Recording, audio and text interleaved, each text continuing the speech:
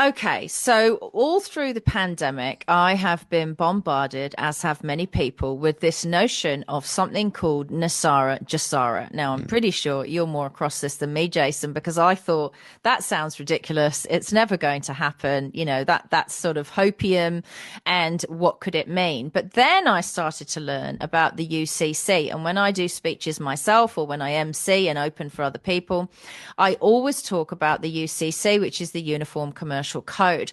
Now, this Uniform Commercial Code, you would imagine, because it's commercial, has no bearing on us.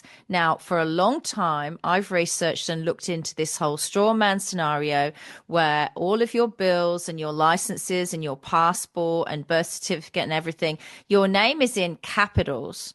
And there are political parties in Australia, independent freedom parties, who say if any of these core flutes have names in capitals, you shouldn't vote for them, because that's not us. Your birth name is in English. You know, if it was Nicola, it's a big N and then small letters. And these capitals represent commercial. Now, they have been trying to draw humanity into corporate law, commercial law, for a long time. I believe ruthlessly it's behind the trans agenda and all of this identifying as other things, because once you publicly declare and legally declare, you know, I identify as a bridge or a cat or a puppy, you're actually taking yourself out of man woman status legally. And once you do that, you're seen differently by the court. So a legal precedent has been set by a guy in Texas yesterday. Right now, all of this UCC commercial code, look it up, do your own research, has been allowed to fraudulently use us, human beings, as secured collateral for a long time, probably at least since 2014.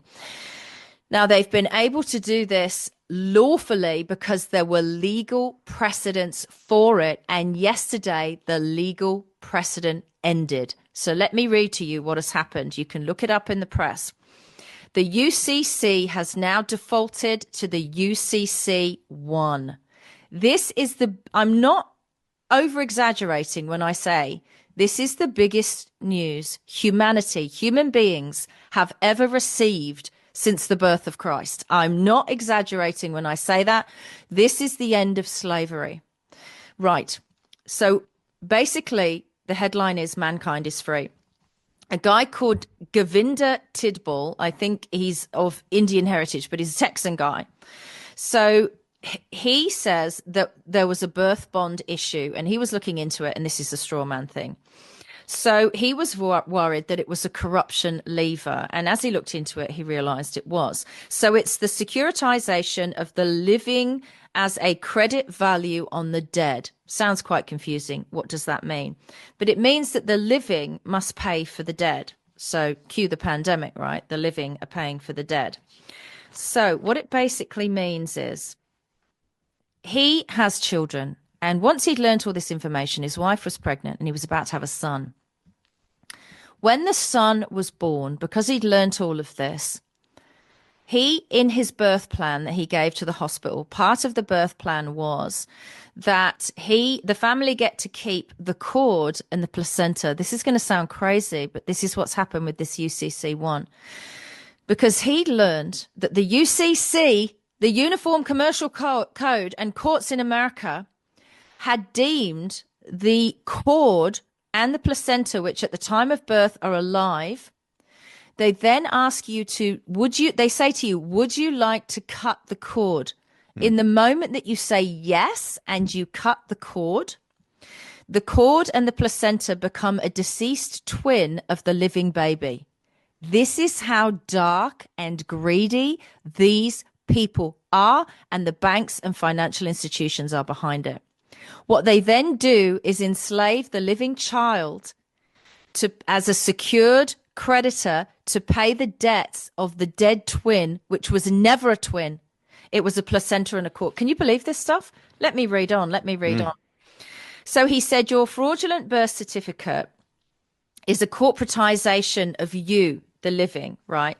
And apparently 100 years ago, there was a guy called Edward Mendel House. And this was the evil way to spawn, to kill the spawn of people at the moment of birth.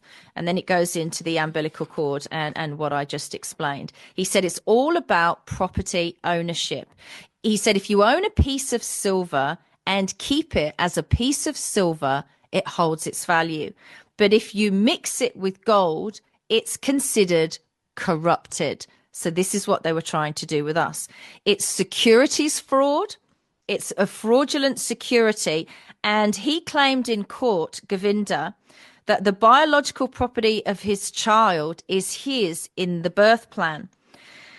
No consent was given. So then a fraudulent securities instrument was still created, even though he said that in his birth plan.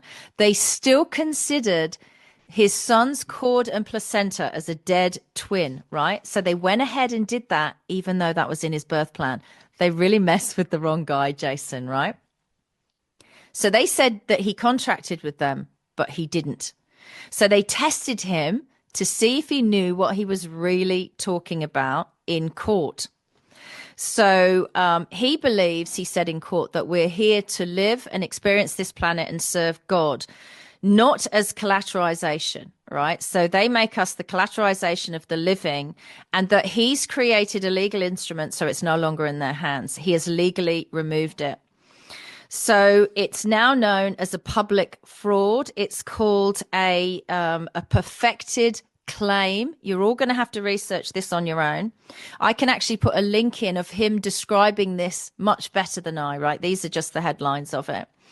So something called a final declaration has occurred under law. It is now a fact in law, and there is no debate.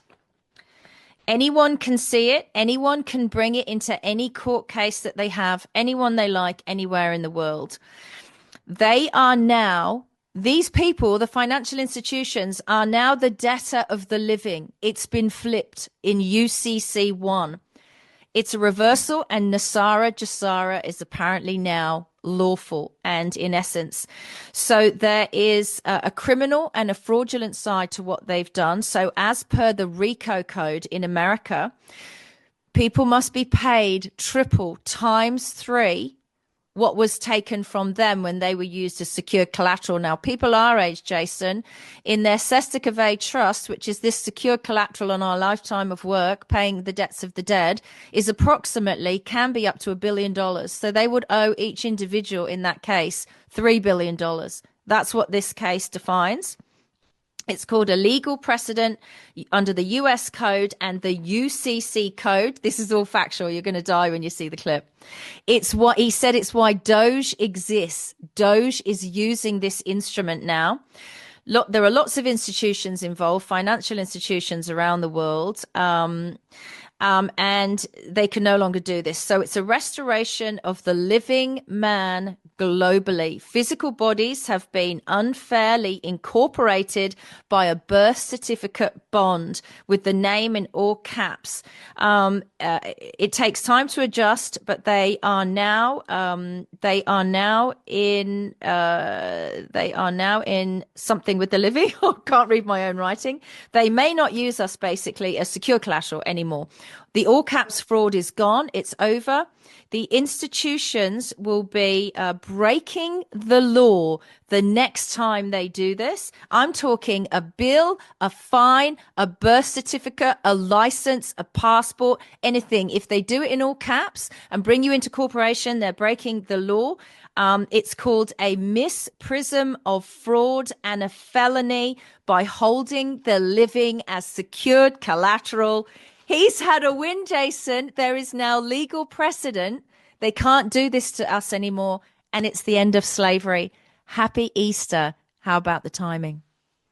It's absolutely extraordinary. That's something that we're all going to have to sink our teeth into and devour and understand what the processes are to be able to deliver on that. But for many of us watching what was going on, to just maybe put it into another practical perspective, there's not a human being living today on Earth that was living before 2020 that hasn't got a right to be a part of a class action against the powers that be that allowed COVID to happen.